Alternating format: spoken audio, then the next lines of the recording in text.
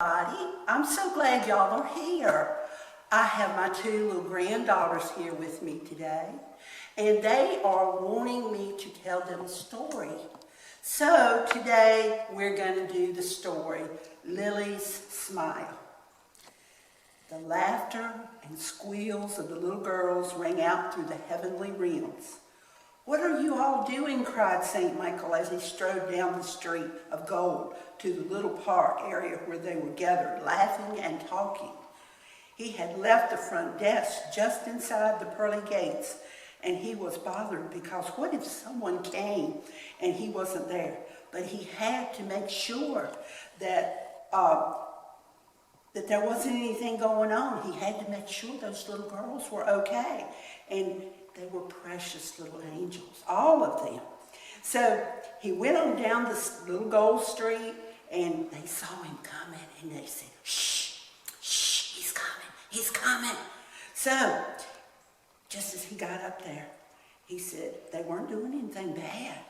They were just sitting there talking and laughing and giggling. You know how little girls do. And they were having a grand old time. And then suddenly St. Michael was standing there, and they all looked up at him. How would you feel if somebody came and said, "What are you doing?" You'd look up with big old eyes, and that's what they did. And so the biggest angel looked up at him, and she said, "Well, we're just talking." And her name was Haley. And all of the little angels nodded. Yes, that's what they were doing. So St. Michael looked at the little beautiful faces that were all looking up towards him, and he smiled. Because how could you not smile when you saw those beautiful little girls? He said, "Well, I heard y'all having such a grand time that I just felt like I should come and check on you." And they said, "Well, we're glad you're here."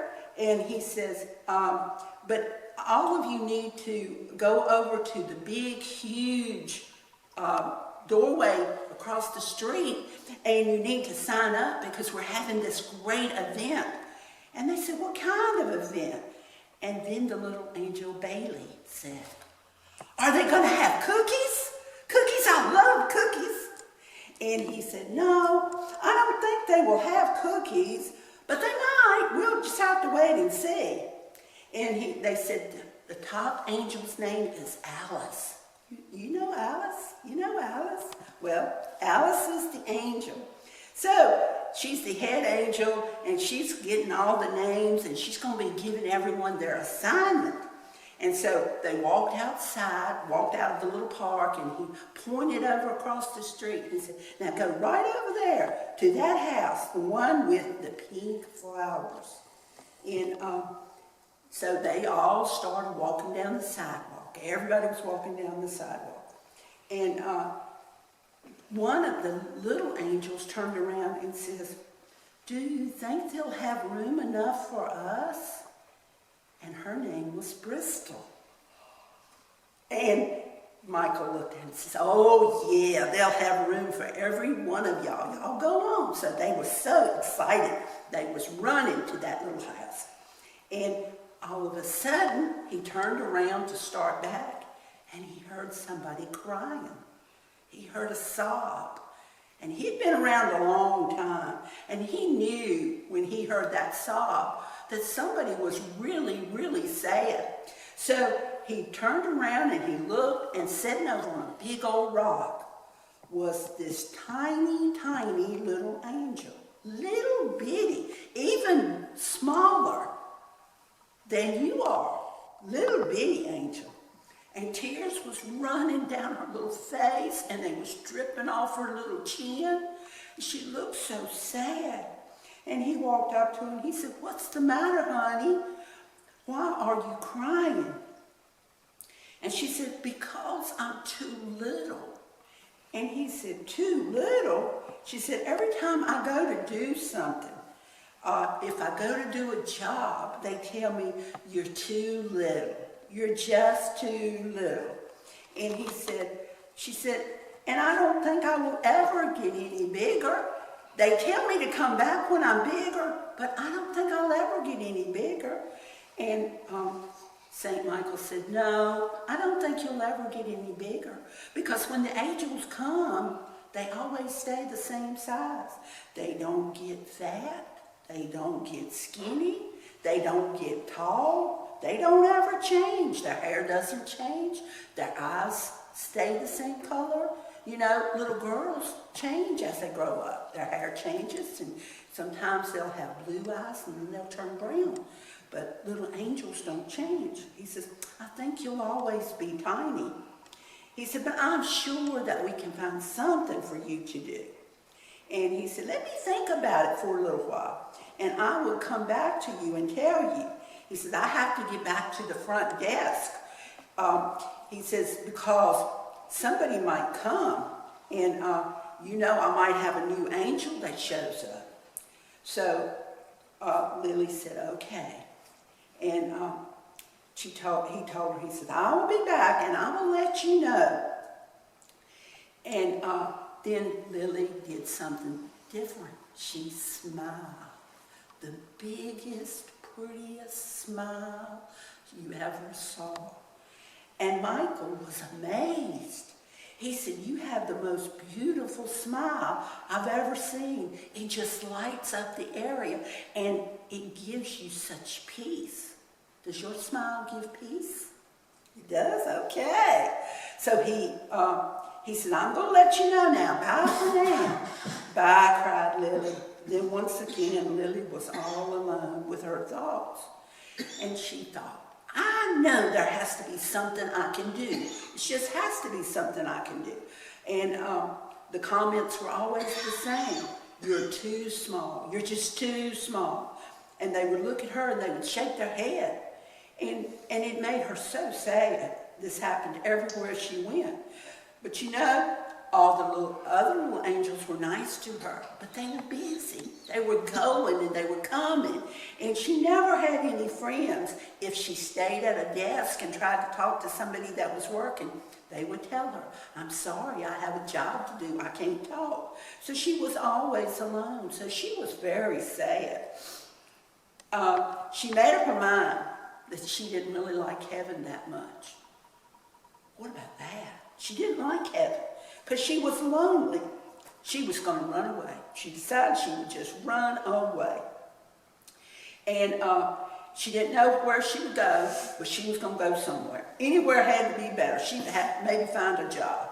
She didn't have much to take because little angels don't get dirty. You know, little girls do get dirty, but little angels don't get dirty. And she had no clothes.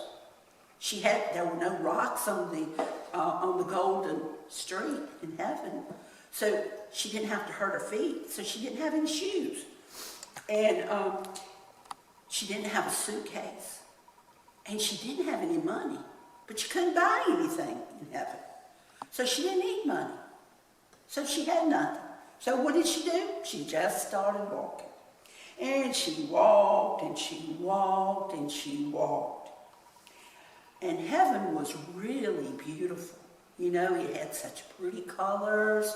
Pinks were really pink, and the blues were really blue. It was beautiful. And the air was so soft and gentle, and it blew the little hair around her face, you know, the little wispies of hair. And it was so beautiful. And she loved it. And all of a sudden, it was like she came into a room. I mean, it was like she was on the golden road, and then all of a sudden she was in a room, and then she saw it. It was a throne, a great big old throne sitting there. And then she heard this deep voice, a rumbling voice, and it said, what have we got here? Suddenly, she felt herself being lifted up, up, up, until she met the most beautiful blue eyes. And they were so sweet, they were so pretty, so kind.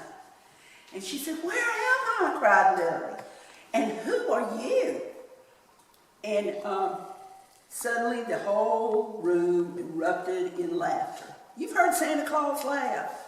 Well, Santa Claus can't beat God. Oh, he laughed and he laughed. He just thundered.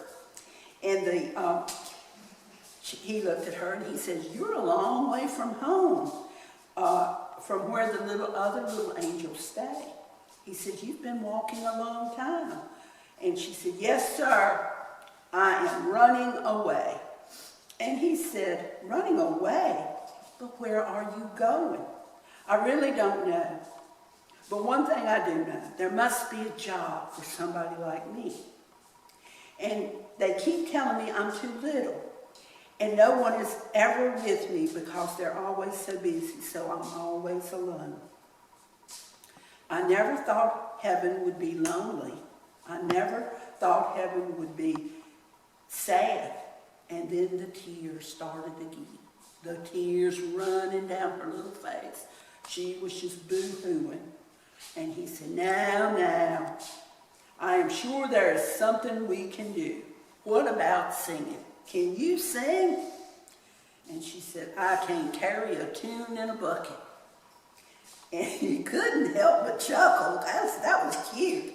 And then he said, "Well, okay, what about you think you could roam from place to place and help light the candles all over heaven? You know, the twinkly little lights, the twinkly little stars." He said, "Do you think you could light the heavenly candles?" She said, "No, I tried, but I'm too little. It's too far for me to go." He said, "I think I might know what you can do." She said, "You do? Really? You really think you know what I can do?" He said, "I do, but the first thing I need to do is see you smile." "What?" cried Lily. "Why? Why do you want to see me smile?" And he said, "Well, I just have to see if the job is right for you. Have you ever tried to smile when you didn't feel like smiling? And sometimes when you smile, it don't come out a smile, you know?" So Lily tried, and she twisted her mouth, and she made a face, but it wasn't a smile. And the voice said, "I know you can do better than that." So Lily tried again. And she really tried, and she put more heart in it. But the voice said, "Come on now. You call that a smile? I have seen better smiles on a pig in a mud puddle," said the voice. That thought really made Lily happy. And for just a moment, she really, truly smiled. And when she did, everything in heaven lit up even more. It was so bright. And the voice said, "Yeah, that's what I was looking for the kind of smile we need for the job I have in mind." "Have you ever heard the story about the birth of Jesus?" asked the voice. "No, I don't think so," cried Lily. "Well, Jesus is my son." "Your son? Your son?" said Lily. "Really? Then that means that you are really the Father." See, she didn't know. She didn't listen in the beginning. She was too busy feeling sorry for herself. And she just never heard him when he said he was the Father. And she never stopped to look past those beautiful blue eyes and that deep, deep voice. Now she was looking at him and realized he was the Father, the Father. And he said, "That's right, I am the Father, your Father, and I am the Father of Jesus too. This Christmas season, I want you to smile everywhere you go. I want you to light up the world so all mankind can see the truth before them. But I want them to feel the peace that I sent to them so many years ago when I first sent Jesus as a tiny baby in a manger." Then the Father began to quote the Bible. "And she brought forth her firstborn son and wrapped him in swaddling clothes and laid him in a manger because there was no room for them in the inn. And there were in the same country shepherds abiding in the field, keeping watch over their flock by night. And lo, the angel of the Lord came upon them, and the glory of the Lord shone round about them, and they were so afraid. And the angel said unto them, Fear not, for behold, I bring you good tidings of great joy, which shall be to all people. For unto you is born this day in the city of David a Savior, which is Christ the Lord. And this shall be a sign unto you. You shall find the babe wrapped in swaddling clothes, lying in a manger. And suddenly there was with the angel a multitude of the heavenly host, praising God and saying, Glory to God in the highest, and on earth peace, goodwill toward men. Lily, do you think you can smile for all mankind? Asked the father. Sure I can, said Lily. I can surely smile. Don't you think this is a lovely story, Lily? I sure do, Father. It's the best story I ever heard.